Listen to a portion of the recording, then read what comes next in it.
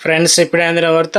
PhonePe అదేవిధంగా Google pay వాడుతున్న వారందరికీ ఇకపైన ఛార్జీలు వసూలు అంటూ లేటెస్ట్ అప్డేట్ అయితే రావడం జరిగిందనమాట. సో ఆ వివరాలు ఏంటనేది కూడా వీడియోలో తెలుసుకుందాం. వాడి వీడియోని చివరి వరకు చూడండి, అర్థమవుతుంది. మరోసారిగా ఛానల్ వస్తే తప్పకుండా సబ్స్క్రైబ్ చేసుకోండి. చూస్తున్నారు కానీ లైక్ చేయడం మర్చిపోతున్నారు. సో లైక్ చేయండి. వీళ్ళకైతే వెళ్ళిపోదాం.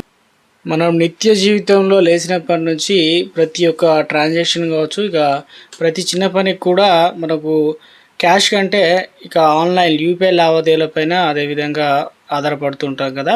అయితే ఇప్పుడు లావాదేవీలపైన మర్చెంట్ డిస్కౌంట్ రేట్ను ఎండిఆర్ విధించే అంశంపై ఇప్పుడు నిర్ణయానికి రావడం తొందరపాటు అవుతుందని ఆర్బీఐ గవర్నర్ సంజయ్ మల్హోత్రా తెలిపారు. అయితే డిజిటల్ పేమెంట్ అంటే ఇందులో వచ్చేసి గూగుల్ పే, పేటిఎం, ఫోన్పే అన్నీ కూడా ఏదైనా వ్యవస్థను బలోపేతం చేయాలంటే దాని నిర్వహణ వ్యయాన్ని ఎవరో ఒకరు భరించాల్సిందని చెప్పేసి, అయితే ఆ భారం అనేది నేరుగా సాధారణ వినియోగదారుల పైన పడుతుందని చెప్పేసి ఇప్పుడు చెప్పలేము కానీ తెలిపారు. ద్రవ్య పరపతి విధాన సమీక్ష అనంతరం నిర్వహించిన మీడియా సమావేశంలో మల్హోత్రా మాట్లాడుతూ యూపీఐ పైన ఎండిఆర్ అంశం అనేది ఇంకా ప్రారంభ దశలో అయితే ఉందన్నమాట. ప్రభుత్వ చట్టసవరణ ప్రక్రియలో ఉందని చెప్తున్నారు. తుది నిర్ణయం వచ్చే వరకు వేచి చూడాల్సిందని చెప్తున్నారు.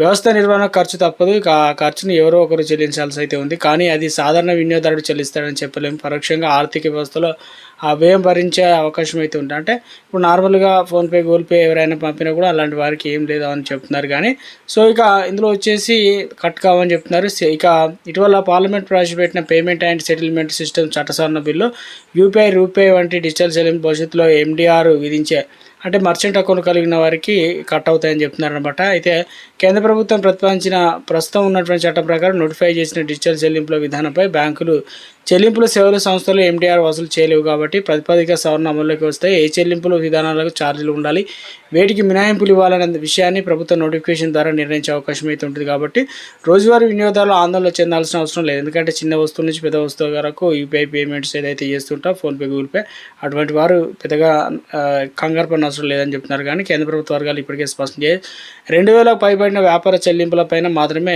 ఎండిఆర్ విధించే అవకాశం అయితే పరిశీలిస్తున్నారు. దీంట్లో 0.5% లేదంటే 0.25% వరకు అయితే ఉండే ఛాన్స్ అయితే ఉంది. అయితే ఇందులో వచ్చేసి ఎండిఆర్ విధించే అవకాశాన్ని పరిశీలిస్తున్నారు.